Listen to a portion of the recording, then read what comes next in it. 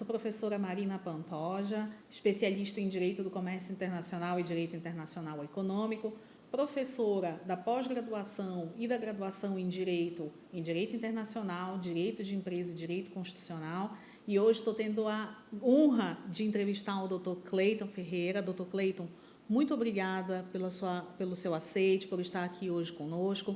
O Dr. Cleiton tem uma história muito bonita de alcance na internet, de um trabalho que é excepcional, que é justamente o da lida humanizada com as partes no processo. Dr. Cleiton, muito obrigada por aceitar nosso convite novamente, é uma honra muito grande. Eu que agradeço demais o convite, é sempre muito bom para mim quando eu tenho a oportunidade de falar sobre o meu trabalho, falar esse lado do trabalho como juiz, o contato com as pessoas, as audiências, e estou feliz. Vamos ver o que a gente pode extrair desse bate-papo. É justamente, eu acho que a ideia de um bate-papo é justamente trazer para o público aquilo que está nas entranhas de quem faz a diferença. Então, o senhor é conhecido já em rede nacional, com umas audiências muito interessantes, algumas até muito engraçadas, sobre a lida com as pessoas. Dr. Cleiton, de onde nasceu esse interesse com a lida humanizada no processo? Como foi que nasceu essa ideia? Você considera que isso faz parte da sua personalidade, que você gosta disso? Porque eu li um pouco na sua biografia e vi que você tinha um sonho de ser ator, de atuar. E aí depois você teve um sonho de ter uma fazenda e viver no meio das vacas e dos bois. E hoje a gente percebe que você tem uma facilidade muito grande de lidar com aquele pequeno produtor rural que está ali, às vezes, numa situação difícil, né? Porque ele quer ali uma pensão, um reconhecimento de um auxílio. Eles têm aquela barreira de conversar com o juiz, sempre imaginam um juiz sisudo, um juiz que vai falar difícil, que eles não vão conseguir entender. E o que a gente percebe pelos trechos da sua audiência, das audiências, é que você consegue alcançar essa parte com leveza, com bom humor e, no final das contas, consegue o principal, que é extrair a informação. Porque eu acho que a parte fica muito bloqueada, travada, como a gente diz, quando ela está numa situação onde ela considera que ela não tem liberdade para se expressar. Conte um pouco para a gente como foi que surgiu essa abordagem, se é uma experiência da época que o senhor foi advogado, se foi advogado por 10 anos, é juiz há 6 anos, tomou posse como juiz durante a pandemia, e justamente por isso eu acho que houve esse alcance dos vídeos, né, em rede nacional. Conta um pouco para a gente dessa trajetória tão rica. Você falou sobre o meu sonho de ser ator, né? Eu costumo dizer que era cineasta, né? Eu, quando criança, eu gostava muito de assistir filmes, ainda hoje, né? Mas naquela época, quando passava na televisão, e assim, até terminava o filme, eu ia me imaginar fazendo a continuação daquele filme, né? E era o meu dia de infância, de brincar, né? E essa mente criativa, talvez, me levou a várias ideias por meio da arte, né? Hoje, por exemplo, eu sou escritor, não tive condições de ser nem ator, nem cineasta, mas o escritor dá para a pessoa, é só um papel hoje no computador, você consegue escrever, né? E eu comecei a escrever, e é até difícil falar com essas palavras e essa expressão, mas eu acho que a minha vida jurídica, advogado, depois juiz, foi meio que um acidente, imposto pelas necessidades, né, da vida. Eu tinha que trabalhar, tinha família, filhos, né, tinha que ter recursos, e a vida artística não ia me dar isso, né, nunca ia me permitir isso. Porém, atuando como juiz, eu percebi que a maioria dos meus colegas, e aqui não é uma crítica, mas é o que acontece, porque a tradição impõe isso. Sim. A maioria dos meus colegas veste a toga e, ao mesmo tempo, assume o papel do juiz tradicional, aquele ser equidistante, como a lei diz, né, das partes, frio, como a lei, né, que precisa ter a racionalidade acima de tudo. E esse papel eu até tentei encenar, mas eu não consegui. Então, houve um momento que eu estava, exatamente quando precisava conversar com uma pessoa da roça, naquelas audiências, que eu percebi que se eu fizesse o papel do juiz sisudo, né, como manda o figurino da tradição, isso não é uma culpa, não é culpa de ninguém, É a nossa tradição que é Sim, assim. a cultura jurídica. A cultura jurídica do país é assim. Né? Então, eu percebi que se eu continuasse daquela forma, eu não ia alcançar aquela pessoa, ela não ia me alcançar. E aí eu disse, não dá. Aí mudei o paradigma, né? Eu disse, agora eu tenho que me tornar, falar como ela. E o que facilitou? Você falou sobre a fazenda. Em outra época da minha vida, eu tive contato com uma pessoa que trabalhou comigo, enquanto eu trabalhava com meu pai, e ele era trabalhador urbano, mas a infância, a juventude dele já era um senhor, a juventude dele foi na roça. E eu aprendi muita coisa com ele. Apesar de a gente trabalhar no meio urbano, montando móveis, entregando móveis, ele falava muito da época que ele trabalhava na roça, como é que funcionava. Então, quando a gente viajava, que passava por uma fazenda enorme assim, no meio da estrada, ele falava como é que vivia, como é que fazia. Aquilo eu ficava ouvindo ele falar e assim, admirado com a quantidade de conhecimento, de informação, de saber e sabedoria que uma pessoa, que muitas vezes não, a maioria das vezes humilde, né, mas que tem muito mais a ensinar que você imagina. E vi isso durante a audiência. Eu, durante a audiência, aprendendo com elas. Então, foi assim que começou. Né? Uma mistura de alguém que, de alguma forma, sonhou em contracenar, né? Com contato com alguém da roça, fazendo um trabalho em que você precisa das duas coisas. Agora, doutor, é muito interessante eu ouvir falar, porque eu pude perceber que a comunicação de qualidade é uma das bandeiras que o senhor levanta com muita clareza, né? A importância da comunicação de qualidade, daquela comunicação que alcança. E eu observei que tanto você tem aquela paixão pelos livros, tanto pela leitura quanto pela escrita, porque quando você escreve é porque você gosta de ler, como também você valoriza muito o conhecimento do dia a dia, aquele conhecimento da pessoa que, de repente, não é letrada, mas viveu muito. Tudo isso faz parte de um arcabouço que junta uma personalidade que é extremamente criativa. Então, você junta esse lado da lida com a pessoa com a leitura, com a escrita. Como que essa riqueza de personalidade, a gente pode dizer, ajuda hoje o judiciário? Como que você percebe que essa característica tão pessoal, tão peculiar, que é gostar de arte, que é gostar de ouvir o outro, de prestar atenção no que o outro faz, contribui com a sua personalidade? Porque a gente percebe que você, na verdade, foi muito eclético, né? Uhum. Quis ser vaqueiro, quis ser fazendeiro, depois escritor. E aí entrou um trecho muito interessante da sua fala sobre não poder ser ator, não poder ser cineasta, mas poder ser escritor, que você considera também que é uma arte. Uhum. Como é costurar essa arte da escrita com a leitura, o conhecimento jurídico, o conhecimento também extrajurídico, porque você lançou um livro recente agora, Crônicas de um Mentiroso, que já você percebe que já tem uma abordagem que não é jurídica, mas que serve também para a nossa comunicação. Como é juntar tudo isso e como que você percebe que isso influencia efetivamente no seu trabalho, nas pessoas que dependem, que precisam dele?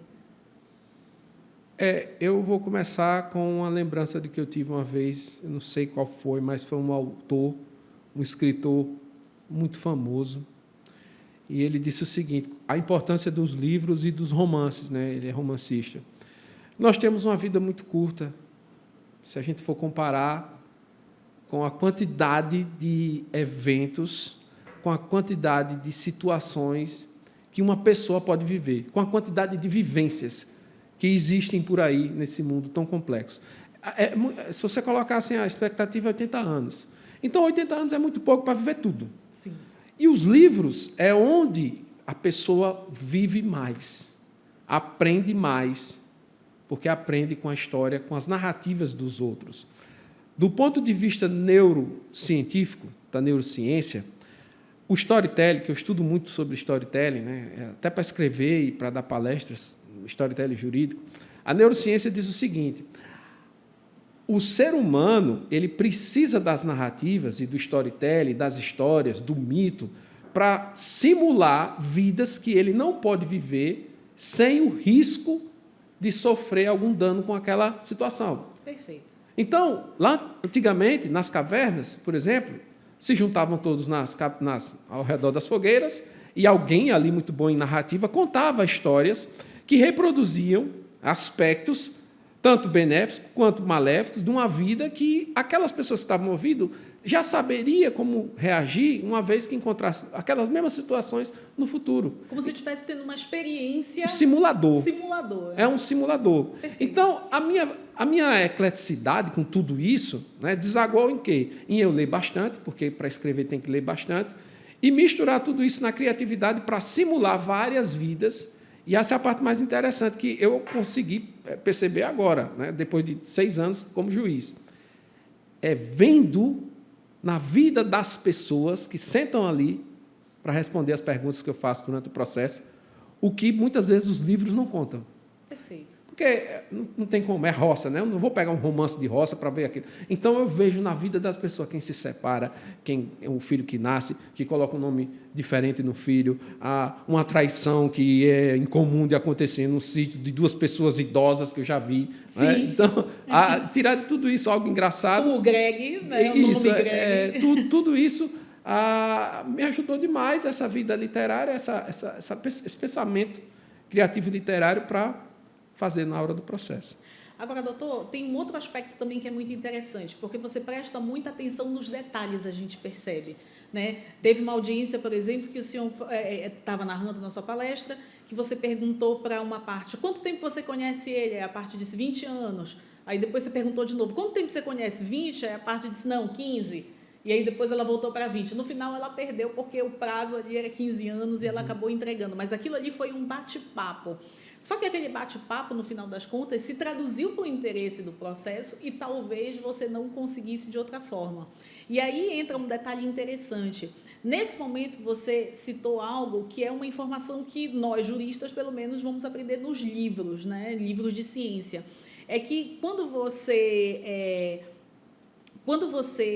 faz uma pessoa rir, quando você brinca, ela libera um hormônio que é a endorfina, que é o contrário do cortisol. Então, provavelmente ela vai ali relaxar os músculos e você vai ter mais facilidade em encontrar aquela resposta. Tudo isso sem traumatizar, sem deixar a pessoa tensa. Essa é uma narrativa que é muito válida para a vida também, não só para a audiência. Como que o senhor traduz isso na sua vida pessoal, essas experiências todas? Como é que você traz para si? Por exemplo, você deu hoje um exemplo num hotel de uma pessoa que aparentemente não estava muito bem naquele momento servindo e que você percebeu que ela não estava num bom momento. De repente, uma outra pessoa que não tem uma visão tão extensa iria criticar, reclamar e até exagerar.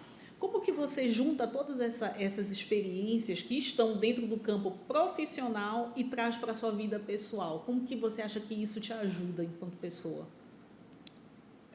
Vou começar pelo exemplo, né, que você acabou de falar sobre esse evento, que aí quem está assistindo acho que deve estar curioso para saber, né, agora, né? Ficou curiosa. Bom, eu estava num local, né, no hotel, e aí a pessoa que servia fazia uma tapioca, né, e a gente vai até lá e pede o sabor da tapioca.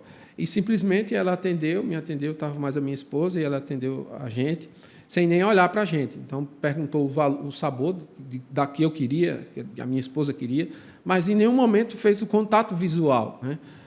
Contato visual esse que, na hora, a gente vê como necessário para extrair dali uma boa vontade daquela pessoa. Né? Se alguém lhe responde alguma coisa sem olhar para você, tem alguma coisa errada. Sim. Né? Você não se sente acolhido, no mínimo. Isso é linguagem corporal. Linguagem corporal dizendo que as palavras não dizem. Eu sou muito curioso nessa parte de neurociência, né? Nas relações das pessoas, na natureza humana. E o que acontece? Eu sei que todo mundo, toda hora, está tendo um pensamento relacionado a um problema. Né? Então, você está no trabalho, você está pensando em problema. Está em casa, está pensando nos problemas do trabalho. Qualquer que seja o local, a situação, raramente a pessoa desconecta e fica livre desses problemas. Quando isso não acontece, essa desconexão, a pessoa começa a se desconectar dos outros. Sim. E gera esse tipo de atrito. Eu, sabendo disso, reconhecendo isso, parto do pressuposto do seguinte, olha, bom, Se a pessoa me tratou, não vou dizer que ela me tratou mal nesse exemplo, mas vamos supor que tenha sido uma situação assim, é um problema dela, com ela. Eu não posso levar isso, não posso me contaminar, porque a energia negativa, da emoção negativa, ela vou colocar 10 vezes, porque eu não sei esse valor científico, mas vou colocar aqui chutando, né? Conhecimento mundano.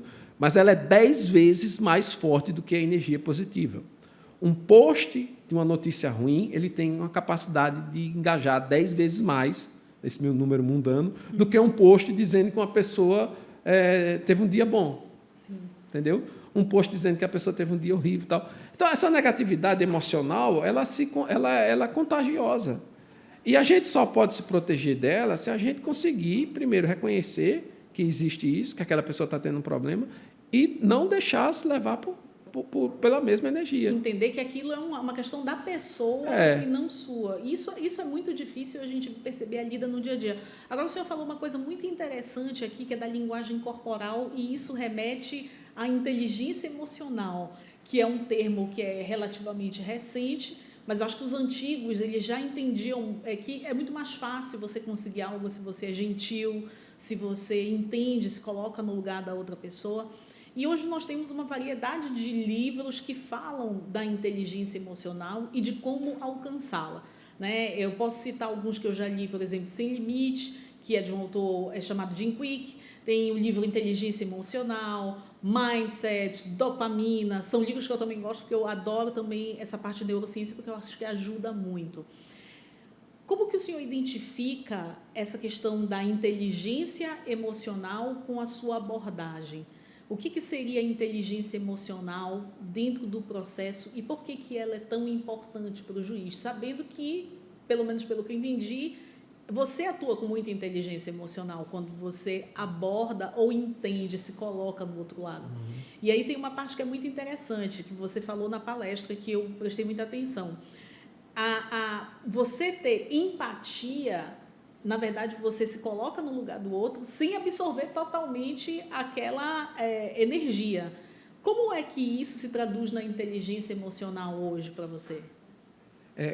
A inteligência emocional do Daniel Goleman, o livro, né? Uhum, Daniel Goleman.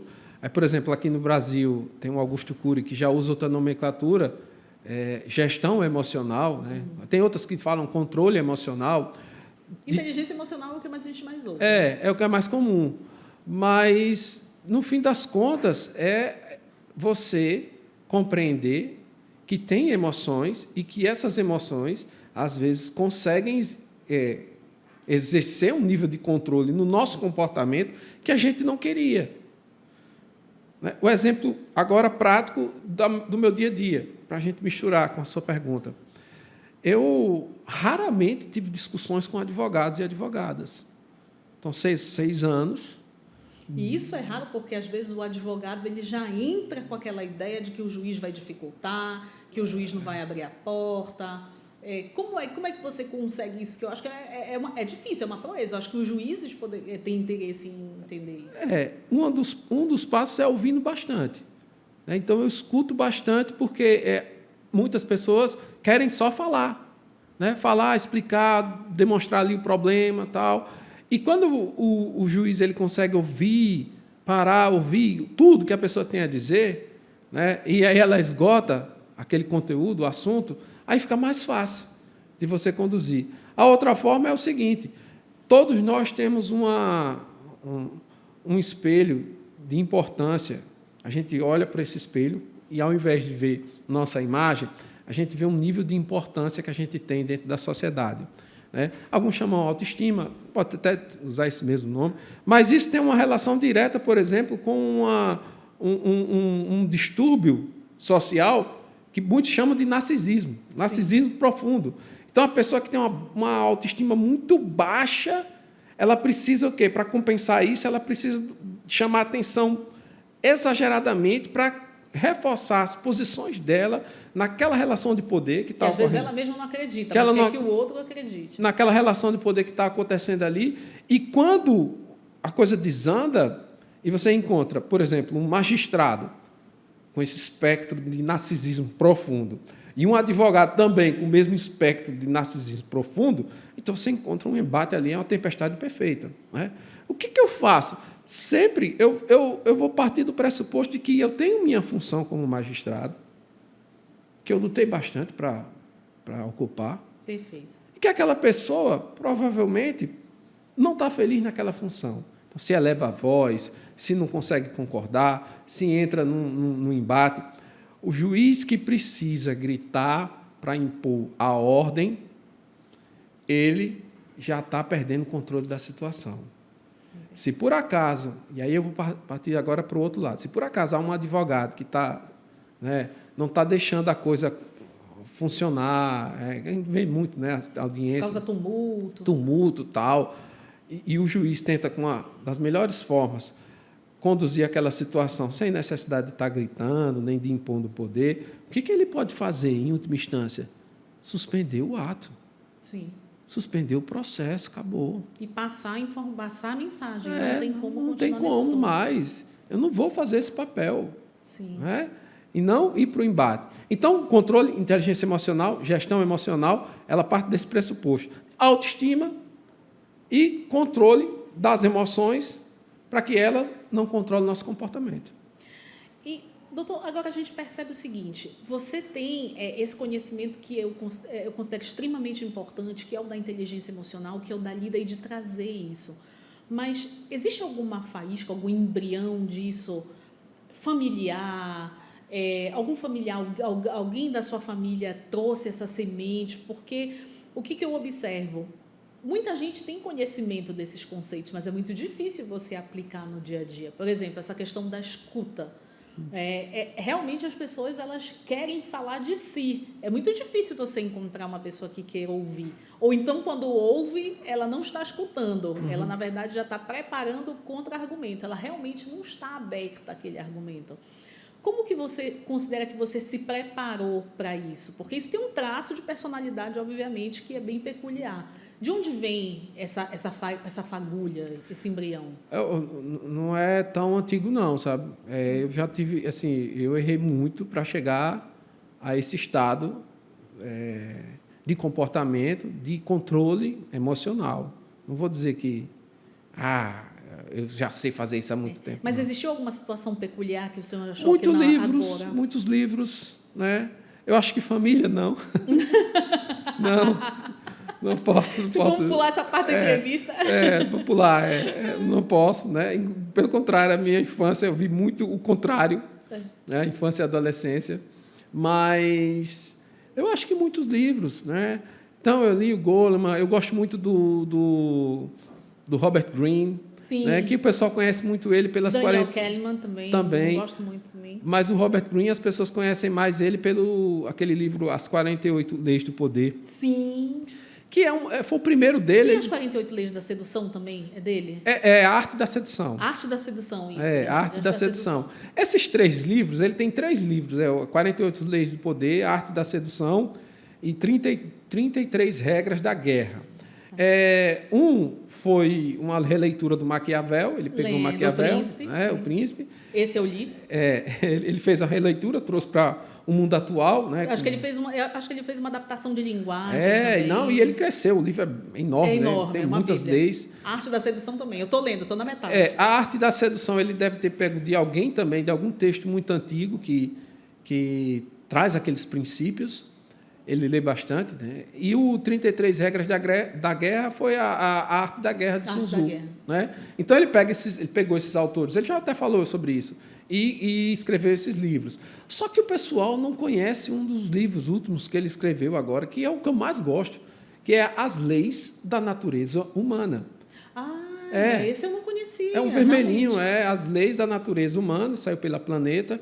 É um livro excelente, que tem 14 leis de como que o comportamento humano desde a época dos primórdios até hoje, não muda.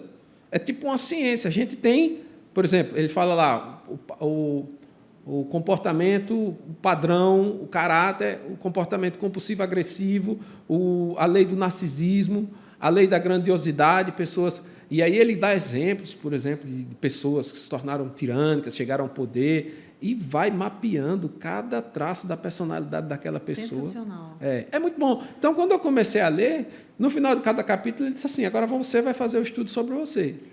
Exatamente esse ponto. Aí eu me assustei. Eu disse, rapaz, né? Porque, por exemplo, vou dar só um exemplo.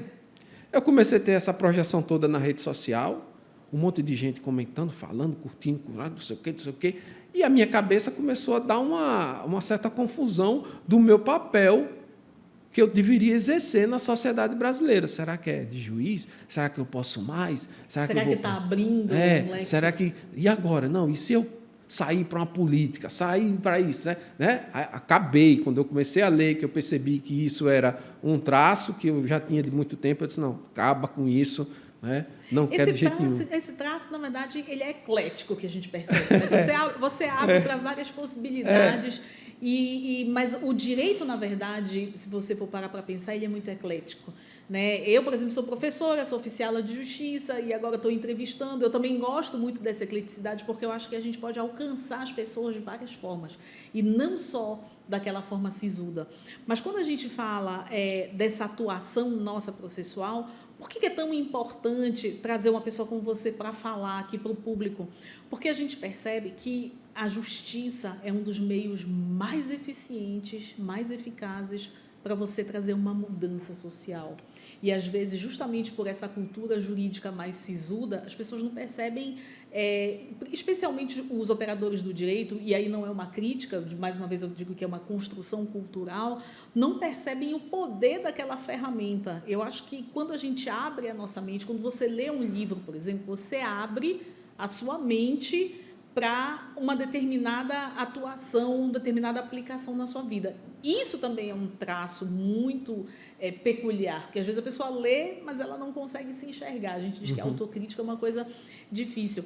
Mas quando você lê esses livros, traz essa atuação para a sua vida como juiz e você vê a parte liberando conhecimento e informação, como que você sente que, no final das contas, você se realizou dentro de todos aqueles sonhos, né?